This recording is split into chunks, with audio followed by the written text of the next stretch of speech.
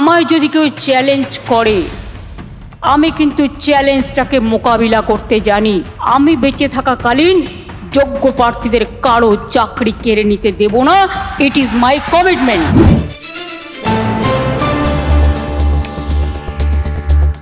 সোমবার নেতাজি ইন্ডোর স্টেডিয়ামে চাকরিহারাদের নিয়ে বৈঠক সারেন মুখ্যমন্ত্রী মমতা বন্দ্যোপাধ্যায়।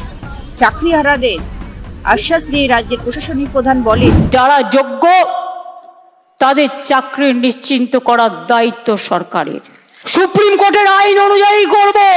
আমাদের plan A ready, B ready, C ready, D ready and E ready. আপনাদের তো কেউ চাকরি টার্মিনেট করেনি এখনো পর্যন্ত, করেছে কি? কোনো নোটিশ পেয়েছেন? আপনার বিরুদ্ধে দুর্নীতি না যদি প্রমাণ করতে পারে তো কি আপনাকে কেউ যেতে বারণ করেছে? আপনি আপনার কাজ করুন না। আপনার কাজ কে বারণ করেছে? ভলেন্টারিলি সার্ভিস কিন্তু সবাই দিতে পারে।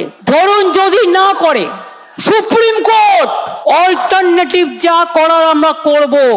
আপনারা যাতে আবার চাকরি ফিরে পান তার ব্যবস্থা প্রসেসের মধ্যে দিয়েই 2 মাসের মধ্যেই কমপ্লিট হবে এবং আপনাদের চাকরি ব্রেক হবে না। কারণ আপনার এক্সপিরিয়েন্স এবং অ্যাডিশনাল কনসেশন আপনারা পাবেন যারা 10 বছর ধরে চাকরি করছেন। ব্যুরো রিপোর্ট, লটারি সংবাদ।